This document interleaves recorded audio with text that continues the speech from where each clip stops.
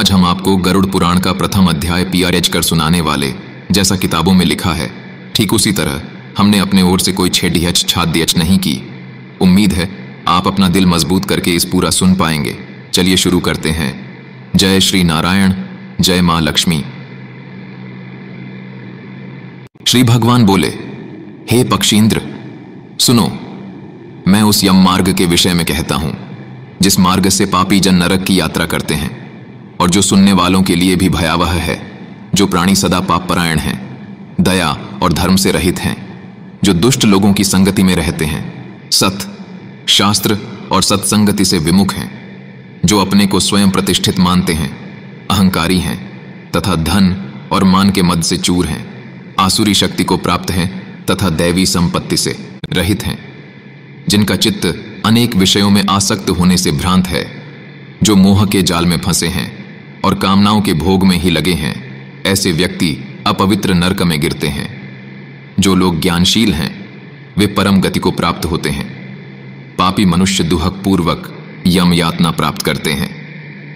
पापियों को इस लोक में जैसे दुह की प्राप्ति होती है और मृत्यु के पश्चात वे जैसी यम यातना को प्राप्त होते हैं, उसे सुनो।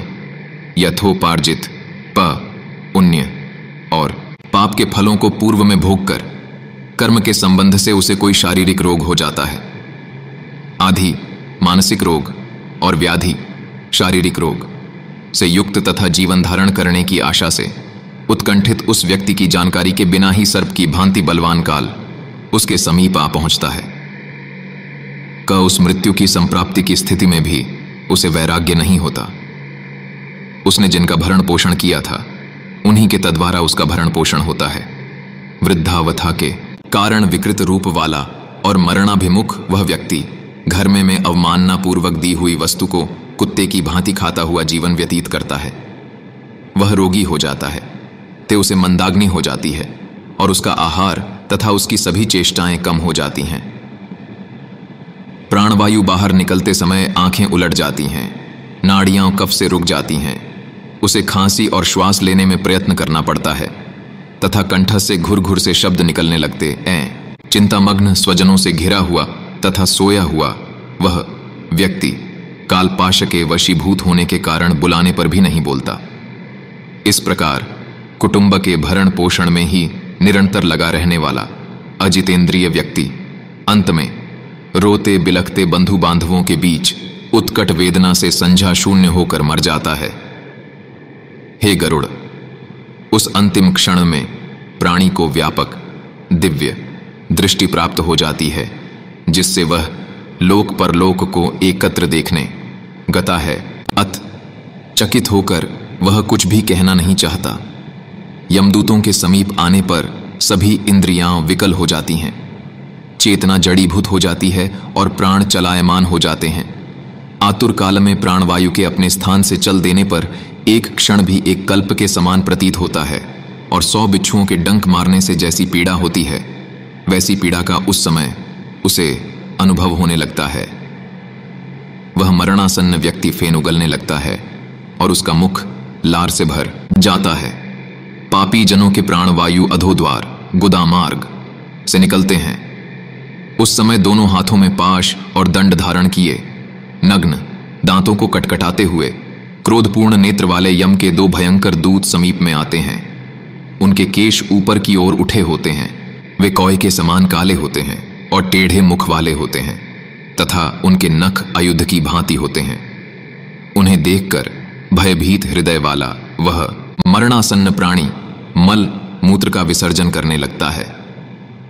अपने 5 भौतिक शरीर से हाय हाय करते हुए निकलता हुआ तथा यमदूतों के द्वारा पकड़ा हुआ वह अंगुष्ठ मात्र प्रमाण का पुरुष अपने घर को देखता हुआ यमदूतों के द्वारा यातना देह से ढक करके गले में बलपूर्वक पाशों से बांधकर सुदूर यम मार्ग पर यातना के लिए उसी प्रकार ले जाया जाता है जिस प्रकार राजपुरुष दंडनीय अपराधी को ले जाते हैं। इस प्रकार ले जाए जाते वे उस जीव को यम के दूत तर्जना करके डराते हैं और नरकों के तीव्र भय का पुनः पुनः वर्णन करते हैं, सुनाते हैं। यमदूत कहते हैं, रे दुष्ट, शीघ्र चल, तुम यमलोक जाओगे। आज तुम्हें हम सब कुंभीपाक आदि नरकों में शीघ्र ही ले जाएंगे। एवं वाचस्तदा शृण्वन् बन्धूनां रुदितं तथा उच्चैर्हाहेति विल्पंस्ताड्यते यम किंकरैः तयोर्निर्भिन्न हृदयस्तर्जनैर्जात्वे पथु पथिष्वभिर्भक्ष्यमाण आर्तोघं स्वमनुस्मरण क्षुत्रिट्परितोर्कदवान् लाणिलये संतप्य आणः पथि तप्तबा लुके कृच्छ्रेण पृष्ठे कषया च ताडितश्चलत्यशक्तोऽपि निराश्रमोदके यञ्जिने क तत्र तत्र पतञ्छ्रान्तो मूर्छितः पुनरुत्थितः यथा पापी ऐसा नीतस्तमसा यम साधनम।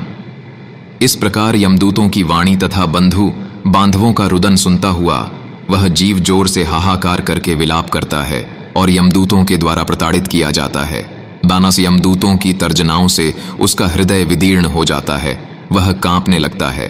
रास्ते में उसे कूते काटते हैं और अपने पापों का स्मरण करता हुआ वह पीड़ित जीव यम मार्ग में चलता है। भूख और प्यास से पीड़ित होकर सूर्य, दावाग्नि एवं वायु के झोंकों से संतप्त होते हुए और यमदूतों के द्वारा पीठ पर कोड़े से पीटे जाते हुए उस जीव को तपी हुई बालुका से पूर्ण तथा विश्राम रहित और जल रहित मार्ग पर असमर्थ होते हुए भी बड़ी कठिनाई से चलना पड़ता है। थककर जगह जगह गिरता और मूर्छित होता हुआ वह पुनः उठकर पापीजनों की भांति अन्न कारपूर्ण यमलोक में ले जाया जाता है। त्रिभिर्मुहूर्तेर्द्वाभ्यम वा नीयते तत्र मानवः प्रदर्शन्ति दूतास्ता घोरा नरकयातनाः मुहूर्तमात्रात् त्वरितं यमं वीक्ष्य भयं पुमान् यमाज्ञया समं दूतैः पुनरायाति खेचरः आगम्य वासनाबद्धो देहमिच्छन् यमानुगैः धृतः पाशेन रुदति क्षुत्रिभ्यां परिपीडितः। 2 अथवा 3 मुहूर्त में वह मनुष्य वहां पहुंचाया जाता है और यमदूत उसे घोर नरक यातनाओं को दिखाते हैं। मुहूर्त मात्र में यम को और नारकीय यातनाओं के भय को देखकर वह व्यक्ति यम की आज्ञा से आकाश मार्ग से यमदूतों के साथ पुनः इस लोक मनुष्यलोक में चला आता है। मनुष्यलोक में आकर अनादि वासना से बद्ध वह जीव देह में प्रविष्ट होने की इच्छा रखता है, किंतु यमदूतों द्वारा पकड़कर पाश में बांध दिए जाने से भूख और प्यास से अत्यंत पीड़ित होकर रोता है। भुंक्ते पिंडम सुतैर्दत्तम दानम चातुर्कालिकम तथापि नास इकस्तार्क्ष्य तृप्तिम याति न पातकी पापिनाम नोपतिष्ठन्ति दानम श्राद्धम जलांजलि अतः क्षुद्व्याकुला यान्ति पिंडदान भुजोपिते भवन्ति प्रेतरूपास्ते पिंडदान विवर्जिताः आकल्पम निर्जनारण्य भ्रमन्ति बहुदुःखिताः। हे तार्क्ष्य, वह पातकी प्राणी पुत्रों से दिए हुए पिंड तथा आतुर काल में दिए हुए दान को प्राप्त करता है तो भी उस नास्तिक को तृप्ति नहीं होती। पुत्रादि के द्वारा पापियों के उद एष्य से किए गए श्राद्ध दान तथा जलांजलि उनके पास ठहरती नहीं। अतः पिंडदान का भोग करने पर भी वे क्षुधा से व्याकुल होकर यम मार्ग में जाते हैं। जिनका पिंडदान नहीं होता वे प्रेत रूप में होकर कल्प पर्यंत निर्जन वन में बहुत दुखी होकर भ्रमण करते रहते हैं। नाभुक्तम क्षीयते कर्मकल्प कोटिशतैरपि अभुक्त्वा यातनाम जंतुर्मानुष्यम लभते न हि अतो दद्यात् सुतः पिंडान दिनेषु दशसु द्विज प्रत्यहं ते विभाज्यन्ते चतुर्भागः खगोत्तम भागद्वयं तु देहस्य पुष्टिदम भूतपंचके तृतीयं यमदूतानां चतुर्थं सोपजीवति अहोरात्रैश्च नवभिः प्रेतः पिंडं वाप्नुयात् जंतुर्नष्पन्न देहश्च दशमे बलमाप्नुयात् दग्धे देहे पुनर्देह पिंडैरुत्पद्यते खग हस्तामात्र पुमान येन पथि भुंक्ते शुभाश। सैकड़ों करोड़ कल्प बीत जाने पर भी बिना भोग किए कर्म फल का नाश नहीं होता और जब तक वह पापी जीव यातनाओं का भोग नहीं कर लेता तब तक उसे मनुष्य शरीर भी प्राप्त नहीं होता। हे पक्षी, इसलिए पुत्र को चाहिए कि वह 10 दिनों तक प्रतिदिन पिंडदान करे। हे पक्षी श्रेष्ठ, वे पिंड प्रतिदिन 4 भागों में विभक्त होते हैं। उनमें 2 भाग तो प्रेत के देह के पंचभूतों की पुष्टि के लिए होते हैं, तीसरा भाग यमदूतों को प्राप्त होता है और चौथे भाग से उस जीव को आहार प्राप्त होता है। टोटाक्षय 9 रात दिनों में पिंड को प्राप्त करके प्रेत का शर अर बन जाता है और 10वें दिन उसमें बल की प्राप्ति होती है। हे खग, मृत व्यक्ति के देह के जल जाने पर पिंड के द्वारा पुनः 1 हाथ लंबा शरीर प्राप्त होता है, जिसके द्वारा वह प्राणी यमलोक के रास्ते में शुभ और अशुभ कर्मों के फल को भोगता है। प्रथमे हनि य पिंडस्तेन मूर्धा प्रजायते ग्रीवास्कंधो द्वितीयेन तृतीयाद्रदयं भवेत् चतुर्थेन भवेत् पृष्ठम पंचमान्नाभिरेव च षष्ठे च सप्तमे चैव कटिगुह्यं प्रजायते उरुश्चाष्टमे चैव जानवंग्री नवमे तथा नवभिर्देहमासाद्य दशमे एहनिक्षुधा त्रिषा पिंडजम देहमाश्रित्य क्षुधा विष्ठस्त्रिशार्दितः एकादशम द्वादशम च प्रेतो भुंक्ते दिनद्वयम् त्रयोदशे हणिप्रेतो यंत्रितो यम किंकरैः तस्मिन् मार्गे व्रजत्येको गृहीतैव मर्कटः षडशीतिसहस्राणि योजनानां प्रमाणतः यम मार्गस्य विस्तारो विना वैतरणीं खग।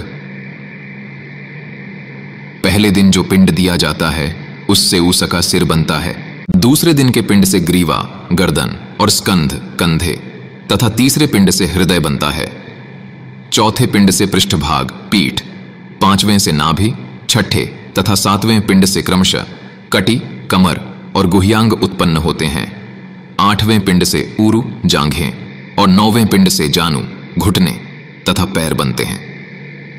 इस प्रकार 9 पिंडों से देह को प्राप्त करके 10वें पिंड से उसकी क्षुधा और तृष्णा भूख प्यास ये दोनों जागृत होती हैं।